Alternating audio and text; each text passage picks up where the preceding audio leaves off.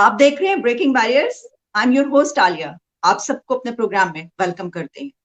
हम आज जिस टॉपिक पे बात करेंगे उसका फैसला कल ही आया है। और फैसला ये आया है कि पाकिस्तान को FATF की लिस्ट से निकाल दिया गया है, ग्रे लिस्ट से उसको निकाल दिया गया है। अब हम ये भी जानते हैं कि पाकिस्तान में इस सिलसिले में जो भी कोशिशें हुई, फिर FATF की टीम आई और उसके बाद ये बात ही सोची जा रही थी कि अब ऐसा ही होगा। लेकिन जाहिर है कि कोई यकीनी बात तो नहीं थी, लेकिन अब ये हो गया। तो इसके ऊपर बहुत खुशियां मनाई गई हैं पाकिस्तान में कि ये एक बहुत बड़ी खुशखबरी है, बड़ी खबर है। इस पर बात करने के लिए हमारे साथ मौजूद हैं प्रोफेसर डॉक्टर इश्तियाक अहमद साहब, जो कि एक लर्नर्ड पर्सनालिटी हैं, अभी अभी विजिट करके आए हैं वेस्ट के काफी कंट्रीज का, और ऑथर हैं, मुतअद्दिद किताबों के कॉलमनिस्ट हैं। डॉक्टर साहब, thank you so much for joining my show. Thank you very much, Alia ji, for inviting me. It's a pleasure. Doctor साहब, ये बहुत खुशियां मना रहे हैं कि FATF की ग्रे लिस्ट से हम निकल गए कई सालों के बाद। तो क्या ये खुशी मनाना ही ज्यादा अच्छी बात है? क्या ये ज्यादा अच्छा ना होता कि हम इस लिस्ट में जाते ही ना? हाँ, अगर हम लिस्ट में ना जाते तो बहुत ही अच्छा होता। जाहिर है, लिस्ट पे हमारी अपनी हरकतों की वजह से, हमारी वो क्या कहते हैं, लैक ऑफ फार साइटेडनेस, और इस किस्म की वजह से हुकूमतों ने पता नहीं कैसे ये फैसले किए कि पाकिस्तान को ये रेपुटेशन दिलाई जाए कि ये एक टेररिस्ट स्टेट है। किसी ने कहा ये रोग स्टेट है, किसी ने कहा it's a state with in the state. ये सारी रेपुटेशन जो बनी, उसके इवज में हम इस लिस्ट पे आ गए और बड़ी देर तक हम इस लिस्ट पे रहे हैं, जिसकी वजह से जो नॉर्मल हमारे जो है इकोनॉमिक ट्रांजैक्शंस, यानी आप लोन लेना और फंडिंग करवाना, ये सारा कुछ जो था, it had been put on the hold. तो पाकिस्तान उस लिस्ट से बाहर आ गया है। इसकी मुबारकबाद मैं आपको देता हूँ, सारे पाकिस्तानियों को देता हूँ, और गवर्नमेंट ऑफ पाकिस्तान को भी देता हूँ। लेकिन इससे कोई सबक भी सीखना चाहिए। हम इस पे सोचें कि हम इस लिस्ट पे आए क्यों थे।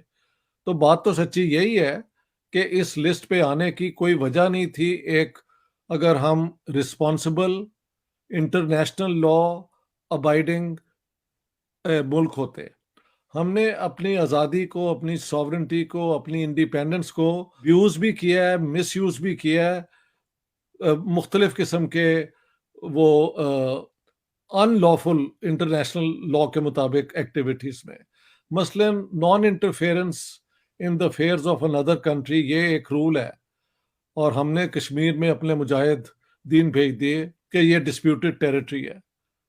लेकिन क्या वो यहाँ नहीं थे भेज सकते इस तरह ही, अगर ये कोई इतना ही आसान मसला हो? और फिर बॉम्बे में अटैक हुआ, कई और जगह पे भी हुआ। यहाँ पे कई लोग बाहर से आके ट्रेनिंग लेके यूके में, स्पेन में, मेरे ख्याल से जर्मनी में, USA में भी उन्होंने जाके एक्टिविटीज की हैं। तो ये सारी बैकग्राउंड को अगर आप मद्देनजर रखें, और 9/11, चलो पाकिस्तान का डायरेक्ट कनेक्शन तो नहीं था, लेकिन अलकायदा और ये तालिबान और ये सारा चंगल जो है जिसमें पाकिस्तान फंसा हुआ था, उससे ये हुआ कि इंटरनेशनल कम्युनिटी ने हम पे जोर डाला मुख्तलिफ तरीके से। उनमें से FATF is one way to pressure countries like Pakistan. अब क्योंकि हम उस लिस्ट से उठा लिए गए हैं, तो इसकी मुबारकबाद मैं आपको देखना चाहता हूँ, सब पाकिस्तानियों को। मैं खुद बहुत खुश हूँ, और पाकिस्तान की गवर्नमेंट को भी। जो मुझे, आई होप कि इससे हम कुछ सबक सीखें। You see, once you are an independent sovereign state, doesn't mean you have a free hand internally और एक्सटर्नली, खास तौर पे एक्सटर्नली। तो आपने जो रूल्स तोड़े थे, अब आइंदा अगर तोड़ेंगे तो और भी ज्यादा सजा मिलेगी। For the moment we are off the list, and this should be celebrated. ठीक। अच्छा डॉक्टर साहब, इसमें जो एलामिया इनका शामिल है, डिक्लेरेशन जो है उसके ऊपर ये कहा गया है, एक तो ये कि जो सदर राजा कुमार हैं उनका ये कहना था कि हम पाकिस्तान को ग्रे लिस्ट से निकलने पर बहुत खुश आमदेद कहते हैं, उनको मुबारकबाद देते हैं। लेकिन उन्होंने ये भी बताया कि जो FATF का, आप जानते हैं, कुछ दिन पहले उन्होंने दौरा किया पाकिस्तान का, सारा जायजा लिया कि काम हुआ है नहीं हुआ, जो जो कहा जा रहा है। फिर उसमें उनमें उन्हें ये भी कहा कि जो मनी लॉन्ड्रिंग और खासतौर पे जो दहशतगर्दी की फाइनेंसिंग के हवाले से है, उसके ऊपर हमने अपने पॉइंट जो है वो कंप्लीट किए। लेकिन साथ में उन्होंने जो एक और बात वो ये है कि अभी भी जो खास तौर पर दहशतगर्दी की फाइनेंसिंग के हवाले से और मनी लॉन्ड्रिंग की बात की जा रही है, तो इस पे हमें नजर रखनी होगी पाकिस्तान को, और इस पे इकदाम अभी करने हैं, अमल दरामद अभी करना है। तो क्या आप समझते हैं कि ये हम कैपेबल हैं इस चीज के कि अब हमारा नाम निकल गया है तो हम इसको पाए तकमील तक पहुंचाएंगे और दोबारा हमारा कहीं इस तरह का कोई ताल्लुक इन चीजों से नहीं बनेगा, या क्या करना चाहिए आपके ख्याल? नहीं जी, बिल्कुल करना चाहिए, बल्कि शुक्र करना चाहिए कि हम इस लिस्ट से बाहर आए हैं और हमें एक चांस दिया गया है कि हम एक अपनी जो है जिम्मेदारियां उन्हें कबूल करें और दुनिया को शो करें कि हम भी एक एक नॉर्मल स्टेट की तरह अपना एक्टिविटीज कंडक्ट करते हैं। तो ये तो बड़ी अपना एक it's a great great relief. लेकिन ये कोई खुली छुट्टी नहीं है, कोई लाइसेंस नहीं हमें मिल गया कि इसके बाद थोड़ी देर के बाद हम फिर वही बेहुदा हरकतें शुरू कर दें। नॉन स्टेट एक्टर्स को तैयार कर रहे हैं और ये जो क्या कहते हैं, अब तो खैर वो दोनों बैंड है अपना, लश्कर तैयबा और जैश ए मोहम्मद भी शायद, आई डोंट नो व्हाट, भी पाकिस्तान में बैंड है या नहीं। जी जी मौलाना मसूद अनवर, ये जी सारे ये लोगों को आपको you will have to make them politically and inactive completely. इनको अगर कोई सजा मिलनी चाहिए अकॉर्डिंग टू पाकिस्तान लॉ, तो वो भी एक्चुअल होनी चाहिए। इन्होंने ये क्यों इस किस्म की हरकतें की कि पाकिस्तान की इकोनॉमी का सत्यानाश हो गया, पाकिस्तान की रेपुटेशन जीरो हो गई, पाकिस्तान का पासपोर्ट दुनिया के जो लोएस्ट पासपोर्ट्स है ना उनमें नंबर चौथे पे बॉटम से है। Can you believe it? दो तीन और मुल्क जो मैंने देखे हैं वो भी अब हम हमारे जैसे हैं। महल इराक है, सीरिया है और शायद ईरान भी है। सो थ्री, वो तीन और हम चार are at the bottom of the, होता है ना, आप एक पासपोर्ट लेके एक मुल्क में जाएं तो आपको कैसे ट्रीट किया जाता है। मेरे कई दोस्तों ने बताया कि इतनी ह्यूमिलिएशन होती है, इतनी ज्यादा ह्यूमिलिएशन होती है दैट यू कांट इमेजिन। तो ये पाकिस्तान का एक जमाने में रिस्पेक्ट भी थी, सारा कुछ था। ये सत्यानाश तो हमने खुद ही किया है ना। ये अफगान जिहाद से शुरू हुआ है और उसके बाद बद से बदतर होता गया है। It's been a long long very sad story. ये मेरे ख्याल से पाकिस्तान पे थोड़ा प्रेशर और भी होना चाहिए कि ब्लास्फेमी लॉ खत्म करें, क्योंकि उसकी वजह से लोगों को ये विक्टिमाइज करते रहते हैं। इससे कोई रसूलुल्लाह के लिए प्यार नहीं लोगों के दिल में इंक्रीज हो सकता, वो तो ऑटोमेटिकली होना चाहिए या होता है। आप ये कानून बना के तो कभी माइनॉरिटीज के बंदे को पकड़ लेते हैं, कभी अंग्रेजी के प्रोफेसर को, कभी किसी को जिसने कोई फ्री थिंकिंग की है। तो क्या आपके पास जहन जो है इस्तेमाल करने के लिए, कांट यू थिंक इंडिपेंडेंटली? ये चीजें इनको समझनी चाहिए। This is the 21st century. Internet पे ये सब बैठे होते हैं। अब इनसे पूछें तो एक जमाने में कैमरा के खिलाफ इनके अपना इन लोगों ने वो क्या कहते हैं फतवे दिए। इन्होंने कार में बैठने के खिलाफ फतवे दिए। अपना रेल, ये जो रेल रोड है इसको शैतान की गाड़ी कहा। अब वो सारे ये फायदे उठाते हैं। तो इनके पास दुनिया को देने के लिए कुछ नहीं है। ये मुसलमानों को अच्छा इंसान बनाने के लिए खिदमत करना चाहते हैं, तो वो हम सबको वेलकम करना चाहिए। लेकिन यहाँ पे जिहादी फोर्सेस बनाना, जंग वो क्या है, गज़वा हिंद का प्रोपोगंडा करना, ये तो तीन चार लोग पाले गए हुए हैं। They do more harm to Pakistan than so many other good activities में हो रही हैं। जी। यानी आई एम नॉट सेइंग कि इनको पनिश किया जाए, इनके जो बैकिंग है वो खत्म कर दें तो we can start behaving like normal people. जी। अच्छा डॉक्टर साहब, इसमें ना इसका ताल्लुक एक और बड़ी बुनियादी चीज से, वो है तालीम। तालीम। अब तालीम के हालात आप जानते हैं यहाँ पर, आप जब तक, अब जो हम एक बात करते हैं मदरसा छाप जो जहनियत है, जब आप उसको खत्म करने के लिए जब तक आप अपनी तालीमी मेयार बेहतर नहीं बढ़ाएंगे, आप लोगों को तक तालीम नहीं पहुंचाएंगे। यहाँ पर सर मसला ये है कि हम तो ऐसा लगता है कि ये जो तालीम का मामला है ना, इस पे आगे बढ़ने के बजाय हम पीछे की तरफ चलते चले जा रहे हैं मजीद। अभी ये हाल हो गया हमारी यूनिवर्सिटीज के हालात का और माहौल का भी। सर मैं आपको ये बताऊं कि अभी कुछ दिन पहले ही जो जायजा एक पेश हुआ है, तो दुनिया के जो बेस्ट यूनिवर्सिटीज हैं, अगर फर्स्ट 50 भी आप कह लें, तो उसमें पाकिस्तान का नाम जो है वो कोई किसी एक यूनिवर्सिटी का भी शामिल नहीं होता। हमारे हमसाया कंट्रीज के कई यूनिवर्सिटीज और कॉलेजेस के नाम शामिल हैं। इंडिया की यूनिवर्सिटीज और तालीमी निजाम के बारे में आप जानते हैं, बांग्लादेश के बारे में आप जानते हैं। तो सर इस पॉइंट पर आप क्या कहेंगे? सबसे बड़ा जो मुझे लगता है कि हर्डल, ये इससे हम कैसे निकल सकते हैं? बिल्कुल, आपकी जो ऑब्जर्वेशन है कि ये इस वजह से ही पाकिस्तान का सत्यानाश हुआ है। देखें, स्टेट के पास जो होते हैं अवाम के माइंड कैप्चर करने के 2-3 तरीके हैं। एक तो यही जो रेडियो टेलीविजन स्टेट कंट्रोल करता है, अखबारों में उनका इन्फ्लुएंस होता है, वो इश्तिहार देने ना देने उससे भी जो गवर्नमेंट्स हैं वो। लेकिन सबसे बड़ी जो है ना मीडियम लोगों को कंट्रोल करने का, वो तो एजुकेशनल सिस्टम होता है। तो हमने क्योंकि एक आइडियोलॉजिकल स्टेट बनाई, उसके अंदर हमने आइडियोलॉजिकल एजुकेशन दी है ना। एजुकेशन जो दुनिया में पब्लिक के लिए आई थी कि लोग जो हैं वो अपने अपने हुनर के मुताबिक, अपनी अपनी कैपेसिटी के मतलब कोई इंजीनियर बन जाए, कोई डॉक्टर बन जाए, कोई प्रोफेसर बन जाए, कोई मैथमेटिशियन बन जाए। ये तो नहीं था कि वहां पे आप बैठ के तो आइडियोलॉजिकल किस्म की चीजें लिखें कि पानी के साथ कार चलना मुमकिन मुमकिन है, और 2 जिन अगर आप पकड़ लें और मिला दें तो आपकी न्यूक्लियर पावर बन जाएगी। इस किस्म के लोग हाईएस्ट पोजीशंस पाकिस्तान में होल्ड करते रहे हैं। इन सारों की अगर लेवल आप देखें, टेक्निकली ये लोग एजुकेटेड है, they are second to none. लेकिन जहां तक जहन के आजाद होने का है और डिटैच होके एनालिटिकली सोचने का है, वो इन सारों की कैपेसिटी बिलो जीरो है। मैं कईयों को जानता हूं, पीएचडी होल्डर्स हैं, लेकिन ज़हनी तौर पे इंतहाई नालायक, अनइन्फॉर्म्ड, अनएजुकेटेड लोग हैं। तो पाकिस्तान का सारा ओवरऑल सिस्टम तब्दील करना पड़ेगा। You wanted to create a state for Muslims, okay you got one, but wasn't the idea कि ये दुनिया की सबसे ज्यादा मॉडर्न किस्म की स्टेट होगी। कुछ लोग तो यही कहते थे, जिन्ना साहब भी ये कहते थे और बाकी भी यही कहते थे। तो जो एक्सपेरिमेंट होते हैं उसमें से ज्यादा फंडामेंटलिज्म निकली है। उसकी वजह है कि अगर आप मजहब की बुनियाद पे स्टेट्स बनाएंगे तो इस किस्म की पॉसिबिलिटी बहुत बड़ी है।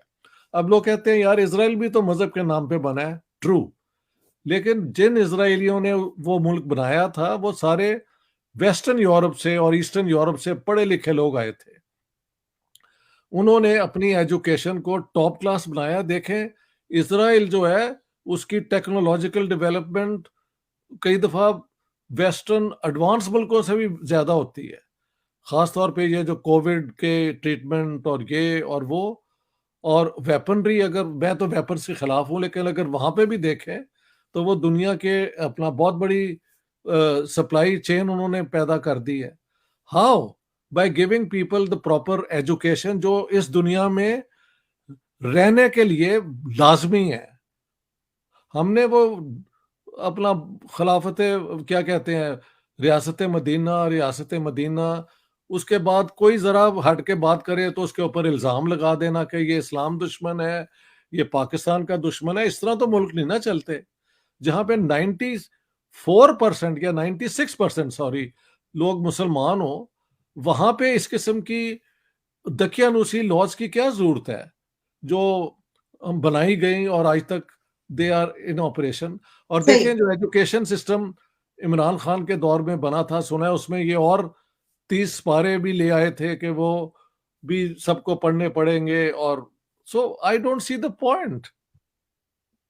सर हम तो ये कहते हैं ना कि ठीक है आप वो कर रहे हैं तो आप पढ़ाएं, लेकिन आपने साथ साथ साइंस और टेक्नोलॉजी भी तो पढ़ानी है। आप उसकी तरफ कोई तवज्जो ही नहीं दे रहे। आप देखें, जब हम बात करते हैं तो बड़ी बुरी लगती है कि हमारे हमसाया मुल्क इंडिया के जो लोग हैं वो साइंस और टेक्नोलॉजी में तरक्की कर करके वो स्पेस मिशन और कहाँ का, और उसके बाद पूरी दुनिया में वो टेक कंपनीज पर रूल कर रहे हैं। आपके यहाँ पर क्या है? आपको पता ही नहीं कि साइंस और टेक्नोलॉजी क्या है, तो इसके ऊपर कोई कान ही नहीं धरता, वो बुरा मैं बुरा मान जाते हैं लोग। देखिए, मैं आपको बताता हूँ। चंद साल पहले जब मैं गवर्नमेंट कॉलेज में विजिटिंग प्रोफेसर के तौर पे था, तो एक दफ़ा हमारे बड़े अच्छे दोस्त हैं, वो इस्लामाबाद से आए और वो पीएचडी है फिजिक्स में। He is a physicist. तो डिपार्टमेंट जो था ना फिजिक्स का, गवर्नमेंट कॉलेज का, वहाँ से चंद कोलीग हमारे साथ आए। उनमें से 2-3 यंग लड़कियां भी थी जो वहाँ पढ़ाती थी। तो मैंने कहा अब इनसे मैं क्या बात करूं। तो मैंने कहा देखें, दुनिया को बदलने में फिजिक्स का बहुत रोल है। यानी कोपरनिकस ने बताया कि दुनिया जो है उसके इर्द गिर्द बाकी यूनिवर्स नहीं घूमता, बल्कि दुनिया जो है वो सूरज के इर्द गिर्द घूमती है, और सूरज जो है वो आगे एक पूरे सिस्टम का हिस्सा है। उसके बाद न्यूटन की ग्रेविटेशन थ्योरी आई। मैंने कहा ये आप क्लास में क्या पढ़ाते हैं? उन्होंने कहा जी हमें तो कहा गया है कि आप ये थ्योरी कहें कि ये थ्योरी है, ये पढ़ लो, लेकिन जहाँ पे हम इस्लामिक टीचिंग्स हैं तो वो सच वही है। ये तो हम इसलिए पढ़ाते हैं क्योंकि ये एक टेक्निकल इंफॉर्मेशन है। जहाँ पे ये माइंड सेट होगा ना, वहाँ पे कोई प्रॉपर एजुकेशन नहीं होगी। देखिए, science is not dependent on religion. Religion is a belief system. आप जो मर्जी बिलीव करना चाहे, वो आपका पूरा हक है। हर इंसान को हक है कि अपने ज़मीर के मुताबिक अगर वो बिलीव करता है कि इस तरह दुनिया बनी थी, ये हमारी वजह है, इज वेरी फाइन। ये किसी से नहीं छीनना चाहिए। लेकिन जहां आपने ये क्या कहते हैं तब्दीलियां लानी है, नई टेक्नोलॉजीज पैदा करनी है, नई प्रोडक्टिव फोर्सेस को तैयार करना है, वहां पे रिलीजन का क्या रोल है? जीरो। तो वहां पे ये सारा ठूस देना जो है ना, उसकी वजह से पाकिस्तान की एजुकेशनल अचीवमेंट्स भी बहुत वीक हैं। सिर्फ अपर क्लास बच्चे जो हैं, जो अंग्रेजी मीडियम स्कूलों में जाते हैं और फिर बड़े बड़े कॉलेजों में जाते हैं, उनको चांस मिलता है कि वो दुनिया का आईटी का हिस्सा बन सकें या कुछ। या स्वीडन में भी कई आते हैं, I am very happy. Pakistani लड़के लड़कियां यहाँ पे आके नौकरी कर रहे हैं because they are qualified. Qualified हो तो ये सारी दुनिया में जा सकते हैं।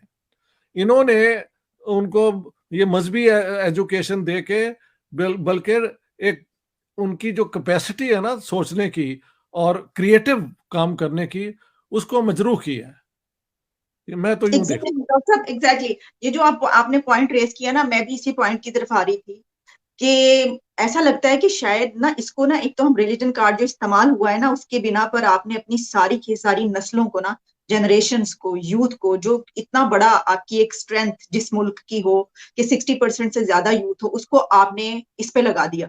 और अब बिल्कुल। यही वजह है कि आप हर चीज में पीछे हैं, हर एक से पीछे हर हैं। चीज में पीछे हैं, हर चीज में पीछे हैं। ये पता नहीं मुसलमानों का क्या, ये क्या फिट नहीं है कि 21वीं सदी 20वीं सदी के जो चैलेंजेस हैं उनको फेस कर सके, नहीं कर सके। और यही नहीं, मुसलमान अगर यूरोप के अंदर भी जो बच्चे एट द बॉटम होते हैं ना, वो अक्सर 99% वो किसी ना किसी मुसलमान मुल्क से आते हैं। और पाकिस्तानी बच्चों का भी यही हाल है, अगर इसमें काउंट कर लें। यूके में भी, जहां बहुत बड़ी पाकिस्तानी की पॉपुलेशन है, वहां पे भी यही रिपोर्ट्स हैं। अमेरिका में भी यही रिपोर्ट्स हैं। The Chinese and the Indians do fantastically well. दो नेशंस हैं जो जहां भी जा रहे हैं दुनिया में, वो कमाल ही कर देते हैं अपने अपने फील्ड में, इंडियंस एंड चाइनीज। और हमारा कहीं जिक्र ही नहीं है। अगर कोई जिक्र है तो टेररिज्म के हवाले से है, या हलाल गोश्त का मसला हो, इस किस्म के मामलों में हमारी सारी फैंटेसी आ जाती है। वो भी उन्होंने, अब मैंने देखा है अपना अमेरिका के अंदर हलाल गोश्त आम मिलता है, यूके में आम मिलता है, और क्या चाहिए यार आपको? स्वीडन के अंदर उन्होंने मुसलमान बच्चों को कहा है कि ठीक है आपको मुस्लिम फूड मिलेगा, वो उन्हें मिलता है। क्रिकेटर है ना, मोहम्मद रिजवान, उनकी वीडियो वायरल हो रही है। वो मेलबर्न में थे, वहां पे गए और वहां पे उन्होंने एक मस्जिद में जाके तबलीग की है।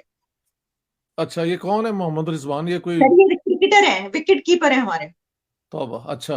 अच्छा, किस्म की बातें पर्सनली कोई करना चाहे तो हमें कोई इतराज नहीं होना चाहिए, लेकिन ये विकेट कीपिंग में कमाल, और फिर ये आई डोंट अंडरस्टैंड। मुझे तो याद है 50s की और उस जमाने की हमारी cricket team, Fazal Mahmood was one of the handsomest players we have ever scene.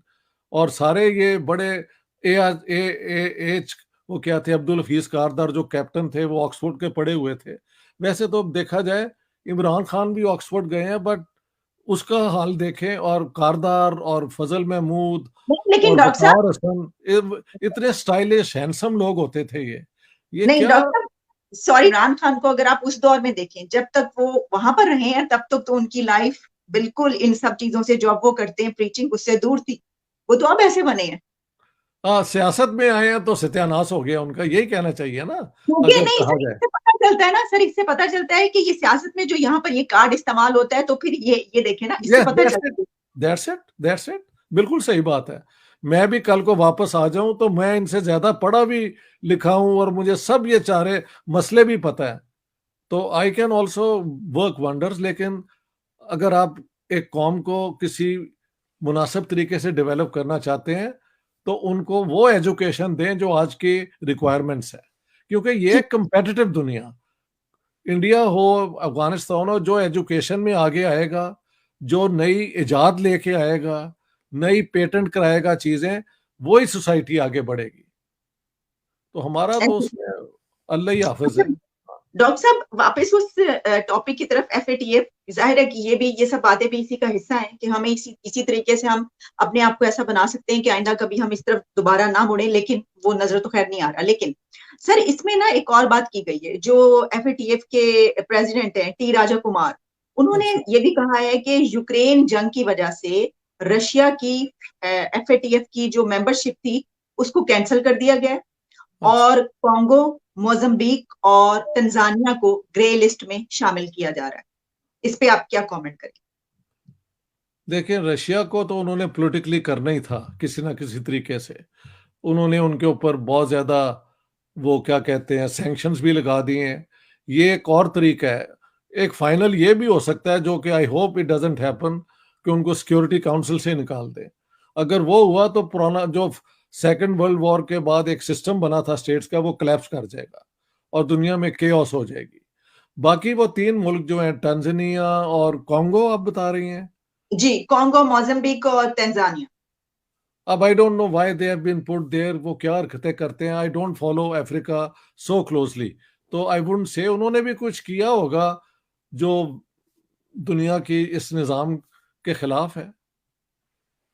तो कुछ तो आप वजह समझते हैं होगी। कि रशिया को जो उन्होंने ये कैंसिल किया है, तो इसके ऊपर कोई स्टैंड आएगा उसका, उसकी रशिया वजह का से? तो रशिया को तो आइसोलेट कर रहे हैं ना पूरा अब।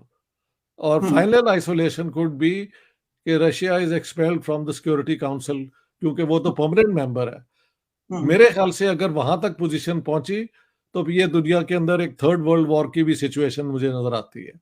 यस, बिकॉज उसके बाद तो उनकी कंप्लीट रिस्पॉन्सिबिलिटी दुनिया से खत्म हो जाएगी ना, अगर आप निकाल दें उन्हें। अब ये देखना कि ये एक वॉर ऑफ नर्व्स है, या actually they want to start a world war by forcing Russia in so many ways. तो मुझे तो डर भी लग रहा है ये सुन के, क्योंकि लगता है कि Russia is not doing very well in Ukraine.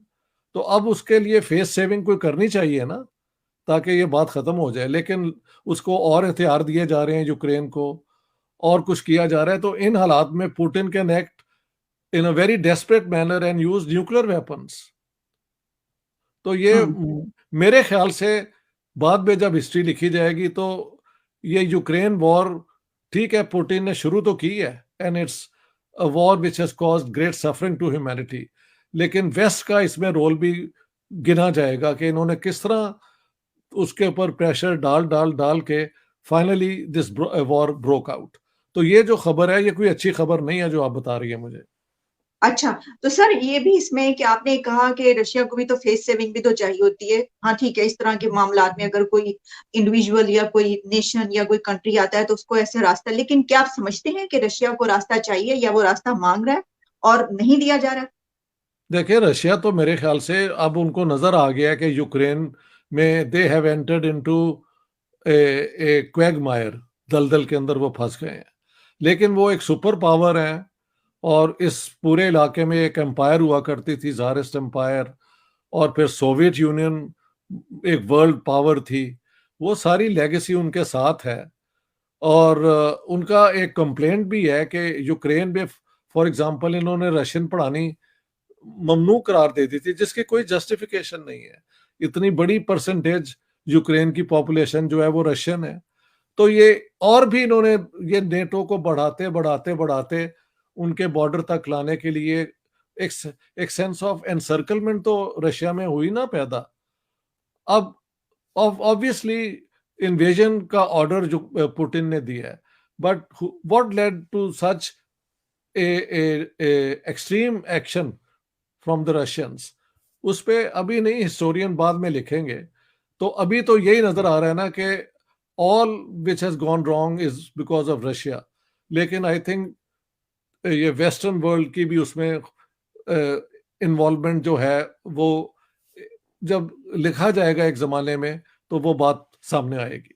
Sir, आपसे आखिरी सवाल मैं ये करूंगी, तो क्या आप समझते हैं कि अगर ये जो सिचुएशन आप बता रहे हैं, ये सिचुएशन अगर क्रिएट हो रही है, तो इंडिया और चाइना जी, जो इससे बड़ी ताकतें नजर आ रहे हैं इस सिचुएशन को जो डील कर सकते हैं, क्या उनकी तरफ से कोई ऐसा नहीं किया जा सकता वेस्ट के साथ करके कि जी रशिया को जो है वो इसमें से निकाल लें और इसको हल करें, मामला जंग की तरफ ना जाए बात? मेरे ख्याल से ये दोनों मुल्क ये रोल प्ले तो कर सकते हैं, क्योंकि यूक्रेन के साथ इंडिया के रिलेशन साथ साथ ठीक चल रहे हैं।